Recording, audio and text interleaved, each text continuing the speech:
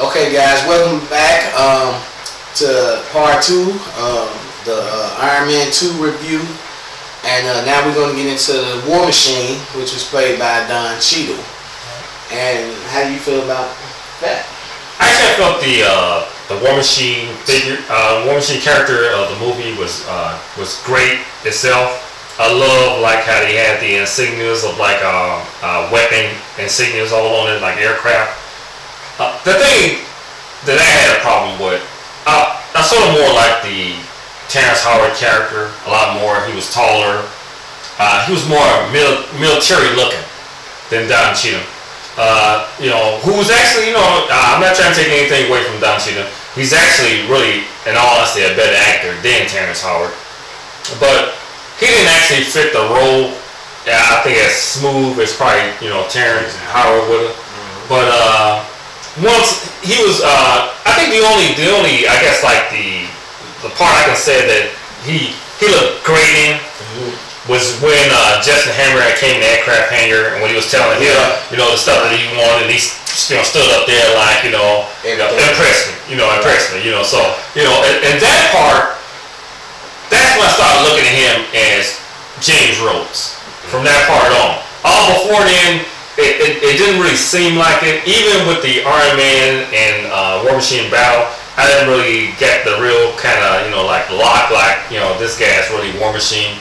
Right. But he done, I felt, a good role in it, But I felt Terrence Howard probably been, the better to play the part. Yeah, well, I give Don Cheadle a thumbs down on the War. The James Rhodes part, the War Machine part, I give big thumbs up. We both agree on that because the suit looked good, the weapons was right, and it was perfect. Right. True. Don Cheadle was shorter than Robert Downey Jr., which is if you look at Terrence Howard, he was taller in height. Like you said, more militant, and it just was a better James Rhodes. Right. Not taking nothing from Don Cheadle, he might be the next James Rhodes in Iron Man 3. We don't know yet until probably later this year. And but all in all, we get a War Machine. The War Machine, a thumbs up. We give Don Cheadle probably like him. Thumb and a half, thumbs down. Right. So now we're gonna move into Nicholas Fury, played by Samuel L. Jackson, which is portraying pretty much the Ultimate's Nick Fury. Right. So how you feel? What's your feeling? Well, I feel the Ultimate Nick Fury. If any of you guys have sort of travel or read the comics of the Ultimate is actually like a brand of the Avengers. And so in this one, they changed Nick Fury from the traditional Caucasian or white character into African American character. I feel actually, if anyone that would play Nick Fury, it has to be Samuel L. Jackson. He has the attitude for it, the arrogance for it. Even when you look at the art, it reminds you of either a Samuel L. Jackson or either the other guy that played in Spencer for Hire and Star Trek DS9, Avery Brooks. More of that type of character, So, but it's made strictly for a Samuel Jackson type character.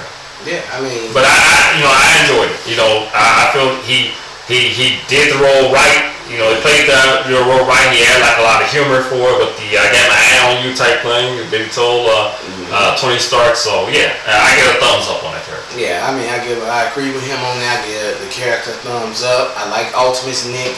Because for years you always wanted Nick Fury to be black, which was, they finally did in the Ultimates, which was good because he was more strongly militant minded. So, and who better than Samuel L. Jackson? Right. True. I mean, so we give Nick Fury big thumbs up. Right. And Samuel L. Jackson too. Right. Now we want to go into the Justin Hammer character played by Sam Rockwell. So you tell me how you felt about that. Well, the Sam Rockwell character, I felt it was good. Now, actually, Justin Hammer in the comic was actually more of like the Eboniah Stane type character in Iron Man 1, the Jeff Bridges character. He was no nonsense. He was about getting business done. He wasn't no playing around type guy. he F you over at the slight of a hand. The guy had jackal kind of ways. That's the Justin Hammer type character of Hammer Industries, which is the opposite of Stark Industries, because both of them they always sort of bidded on military contracts from the U.S. government. Exactly. But this character, he was a little more greasy type, more of a knucklehead, type, more of a less than I would say like a jackal. He was more of someone a little less sniveling than that. Even though he did add humor to it that I liked. He was trying to find his own way. He was funny. I would give him like a little thumbs up because the effort was still there. It added a little more humor to the movie. So I don't know, what you think? I'd give him a thumbs down off the strength of, like I said, I like the Jeff Bridges character, Sam Rockwell. I have nothing against him. He just don't have the look, and he kind of didn't have the whole attitude of Justin Hammer. Justin Hammer is featured in a lot of books other than just Iron Man. I mean, he was featured in Daredevil. Some Spider-Man issues too. And the attitude stayed the same. True. He I get you that. He rich and everything, but like the anti-Tony Stark. True. Mr. No Nonsense kind of, they had the little humor scenes in it, which was alright. He just didn't play the part. So all in all, I give Sam Rockwell, Justin Hammer, thumbs down.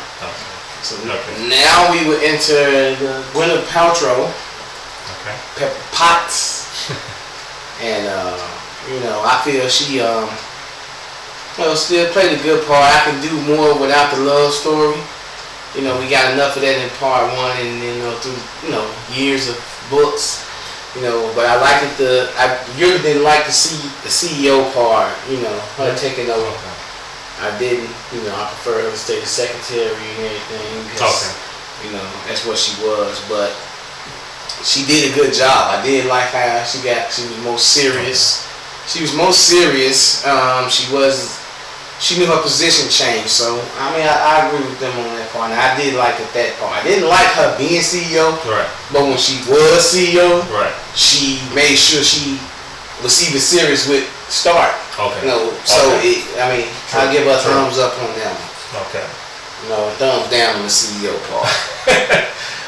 Me personally, I love the character, especially when Tony Stark gave her more so the okay, or want to move up to CEO up. That's a pretty good move, because as you remember in the first Iron Man, he told her she's the only family that he had. So it was like his choices of people that he could pick to probably take on a part that he can trust. But you see with Ebony Stain, he sort of done him over. So I guess she was really the only true one he could really kind of trust to kind of run his business, because actually he thought he was dying then. So, and like as Dee has said before, he said that as he seen her into the part that she was no nonsense. Even when he came there to kind of kick the breeze with her, she told him, look, I don't have no talent for your stuff. I got a business to run, your business to run. So yeah, she played it. She a great part. She's hot, one of the more hot actresses out here. She looks, like incredible. Incredible in the picture. She plays the part. I mean, if there was anyone, I can't think of anyone that played the Pepper Potts part than Gwyneth Paltrow. Yeah, I agree with that. Right, so I give her the thumbs up. Yeah, so we're about to wrap up the part 2. And part 3 coming up. Yeah, so our part 3 will be concluding our Iron Man 2 review. So, we'll catch you guys on the next end. Yep.